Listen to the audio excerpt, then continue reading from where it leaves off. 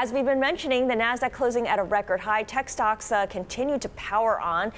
Julie, you mentioned a couple of names that close at record highs, including Amazon, including Apple. Yes. Joe mentioned that in the absence of any news, it seems to be just continue buying tech stocks. Is that still an indication of risk on, or is it just the path of least resistance? By default, you buy tech stocks if you like equities. Yeah, I think that's exactly right. You know, stick with what's working. I mean, it just has been an amazing rally. This is 7 straight updates for the Nasdaq, another all-time high. Look at the S&P 500 today. New highs beat new lows 60-0. Apple, Amazon, Microsoft, all these names, the semis working well. Also, interestingly enough, who joined in this rally also at all-time high or 52-week high? Goldman Sachs, Morgan Stanley, Bank of America. So we get these financials joining in as well. But with the CPI coming out tomorrow, I think so many people think, let's just stick with what's working. We're not going to try to bet what the CPI is. We're going to stick with the trends.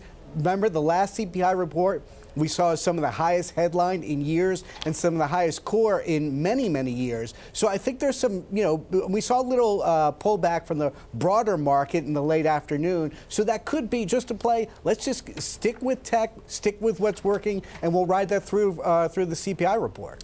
Eddie, is that a source of frustration for active portfolio managers, this phenomenon that we saw last year and is getting more pronounced, that if you want to outperform this market, that you have to pile into the same super popular stuff that everyone else is piling into?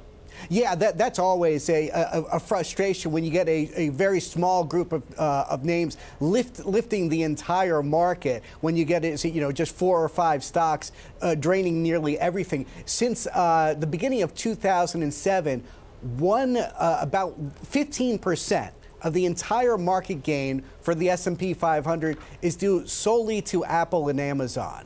It's 15% of the entire gain, those 2 stocks. Wow. Is that going to keep on going? In other words, are you a buyer of these 2 stocks? You know, are you sort of a can't fight the trend kind of have an attitude like that at this point, or are you looking elsewhere?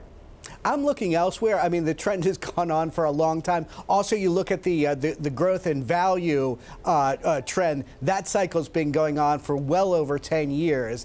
I'm a classic stock picker. I like to look at other areas for value. I just don't see that trend being able to last indefinitely. Trends that can't last indefinitely will come to an end.